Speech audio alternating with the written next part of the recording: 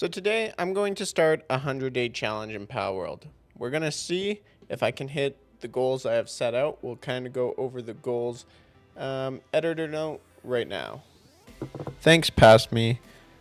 Like I said, this challenge is quite simple. I have to survive 100 days within a single-player world while playing the newest and coolest game, Palworld. However, I have some goals I am setting for myself before I hit day 100. Get to level 50, which is max level in this game. Build a mega base. Defeat all world boss pals. Defeat all tower bosses. And explore the entire map. Sounds easy enough, right? Day 1 starts now. Editor note, put it up on the screen.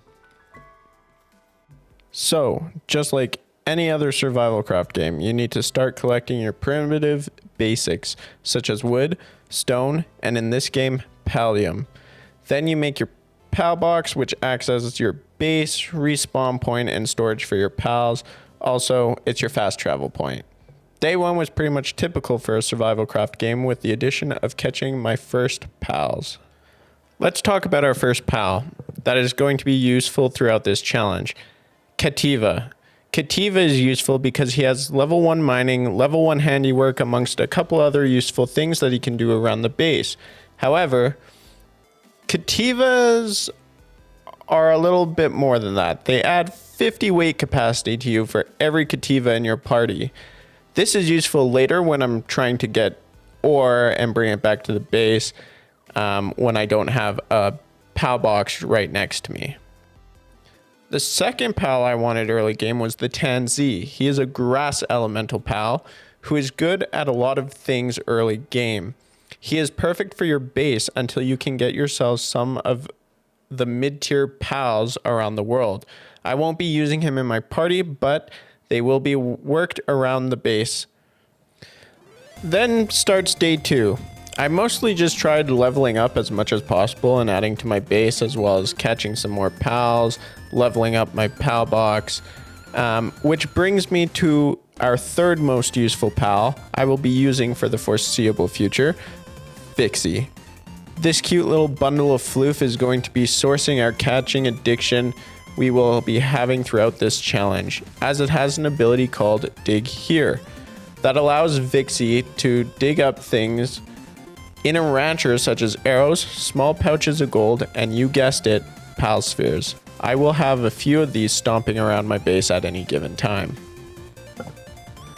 Also on day 2, I started to explore, unlock some nearby fast travel points such as the small settlement, and grab some lift monk effigies. These will be used to increase my catching power, and I'm not lying to you, you need a lot of these. As you can see, day 2 is coming to an end and I'm getting into day 3. Day 3 I didn't really do anything too special worth showing off here, but I do want to mention the fact that I did increase my catching power with the one lift monk energy effigy I have so far. I did, however, on day 3 catch a lift monk. Now, if you're new to the channel, there's a short on my channel from day 2 of Palworld where I discovered that lift monks kind of work as a helicopter as long as you're within your base. So as soon as I get the mount for this lift monk, I'll be using him to get the high up effigies. The reason I didn't go for a Fox Parks in the starting area is because it only has level 1 kindling, and I was really hoping that one of the bandit camps I stumbled across would have a really good fire elemental pal. Turns out I got super lucky and found an Arsox in one of the camps almost immediately on day 3. Day 4 begins and I had a lot of work to get started with. I started by building some of the resource plots that form part of your base in this game. I started with the stone pit and then the logging site. These are your main resources to farm, and in order to farm from them, you need to assign pals with the woodworking and the mining abilities to them. To end the 4th day, I initiated the crafting of the Jolt Hog gloves. Essentially, this creates an electric bomb that does massive damage later on and is useful now too. At this point on day 5, I was really feeling good. I even was daring enough to think that I could kill the Chillet, which, if you don't know, is the first world boss, one of those challenges that I gave myself, that you are meant to take on. Now, in my multiplayer world, I one-shot him with my Jolt Hog Bomb. However, as you can see, that didn't happen here. I sorely underestimated the power of the Chill It Out. Oh, that didn't do as much as I was hoping. At a low level. The next few days was me just trying to level up, work my way up to the 3-shot bow, just so that I could take him on and win. Oh my god. Next on my list was gathering ore, so that I can smelt it into ingots using the primitive furnace, and my previously mentioned RSOX. But mining can be a little slow, it seemed, so I had another hurdle to overcome, which was the speed at which I could mine. My answer to this problem was simple: find, beat down, and catch a tombat. Only one problem: they only spawn at night and are usually difficult to catch. Day 8 came around and I finally got my base level to level 10, which allows me to have a second PAL box, which will be useful when combined with my tombat. I just leave a PAL box out by my... Wait, the church won't let me build my PAL box. Oh, wait, there we go. Let my tombat be a worker at this base and voila, he's mining with me. Starting off day 10, I needed to level up a lot more if I wanted to accomplish my goals. So I set off on a catching spree. To end day 11, I felt like collecting the tower effigy by my base, and this happened.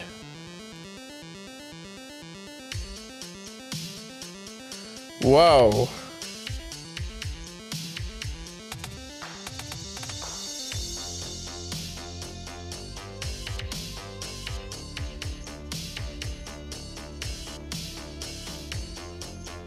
There we go.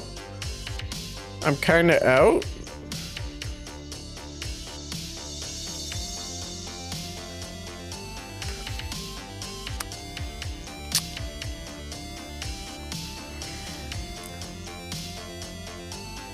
Just want to say thanks so much for watching this far into the video so far. If you're enjoying it, hit that subscribe button, hit the like, and leave a comment down below about your favorite part of the video so far. I also wanted to mention that I stream over on Twitch, Kick, and YouTube Monday, Wednesday, Friday, Saturday. Monday, Wednesday, Friday, I start at 6 p.m. MST, which is 5 p.m. PST, and the equivalent time zones. Saturday, I start at 3 p.m. MST, 2 p.m. PST, and the equivalent time zones. So if you want to come hang out, say hi, hit that subscribe button, or go follow me on my Twitch or my Kick. Thanks so much. Let's jump back into the video. Now on day 14, I decided it was time to start building my big base. And at first I had the idea to build a pyramid, and then I realized in the multiplayer world that I'm playing on, they don't have corner roof tiles. So made it a little difficult to make, a pyramid. So I decided to go with a very large tower where each floor has its own unique properties, its own purpose, if you will. And I did this for a couple days just until, I decided I wanted to start figuring out a plan. I think I should be spending these days up to day 20 mining, to be honest. If I can get as much ore as possible to the point where I don't need to smelt, I can smelt it kind of on demand, I think that would be ideal for us, right? In the long run, because, by day 30, I'm going to need more than that to make weapons and refined ingots and stuff like that. And my understanding is once you're a high enough level, refined ingots kind of just replace normal ingots. And so mining I did. For about the next 3 days, I focused on building my base and mining, collecting as much ore as possible, and I even explored a little bit just to try and unlock the other mining areas for coal and sulfur and that in the future. Day 19 was the start of a new plan. Level up as much as possible between day 19 and day 30. Getting those catch bonuses and unlocking as many blueprints as possible. this is also a good time to do some exploring throughout the world. Anyways, you might be wondering, catch bonuses? You might not be, but I think you are. Well, you see in this game, there's a way to get XP really fast. It's with catch bonuses. The bonus works like this. Catch a pal. You start the catch bonus of that pal. This bonus scales with every same pal you catch up to 10 of the same pals. Once you catch 10 of that pal, the bonus stops. You must switch over to a different pal. Currently in the game, there are 111 pals, and with the scaling of these pals, that's more XP than you will probably need. Because after you catch about a third of the pal deck, you're already adding a modifier of like 5,000 XP to each of your catches, so it really doesn't take long to continue leveling as long as you catch new or new-ish pals that you have very few of. Also, you may as well catch at least 7 of each pal for condensing them together to make one of the pals stronger and more useful. We'll get to that later. God, it's going to die if it pops out. All right, we're good.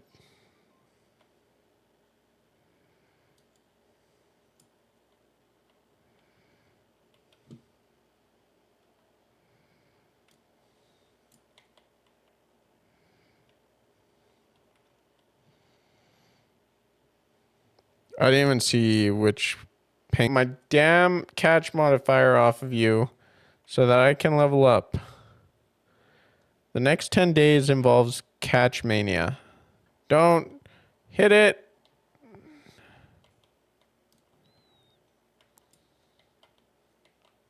No! Don't do it.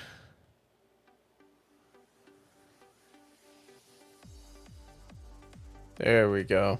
That's more like it.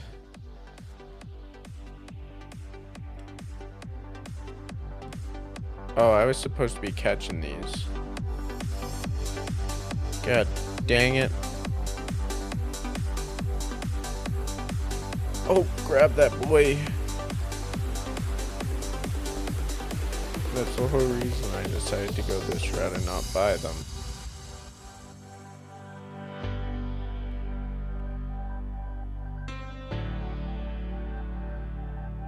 Both of you stay.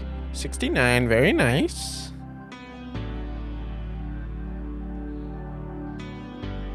You don't see me. You don't see me. You don't see me.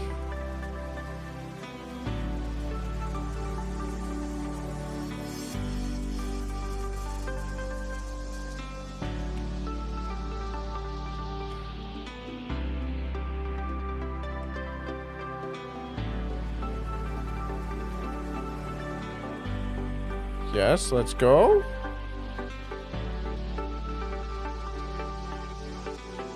Let's go. Okay, beat the shit out of that Capatree some more. So that I'm not the bad guy. Thank you.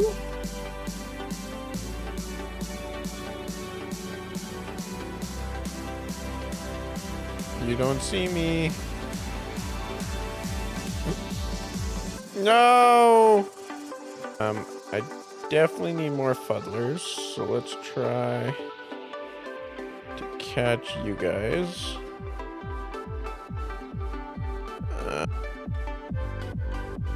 Jesus, how did I miss that many?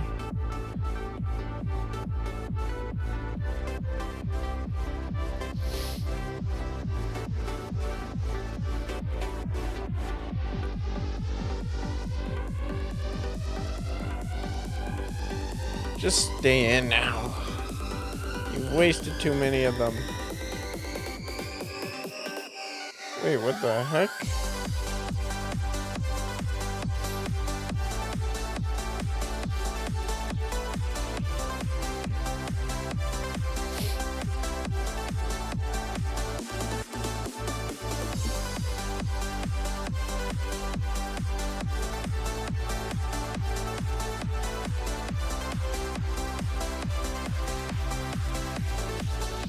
Then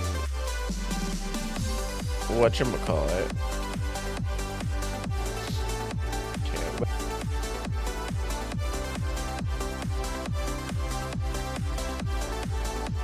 I'm just gonna be honest. The last 2 days in Palworld, between day 22 and 25, or 23 and 25, I accidentally pressed escape, went to go do something else on my live stream, and wasted the entire last day, and I didn't do a whole lot on day 24. So that's pretty much the first part of this video series. There's more coming. I do plan on finishing the 100 days, but I also want to see how this video does. So if you enjoyed, hit the subscribe button, hit like, leave a comment what your favorite pal in Palworld is, and I'll see you guys in the next video.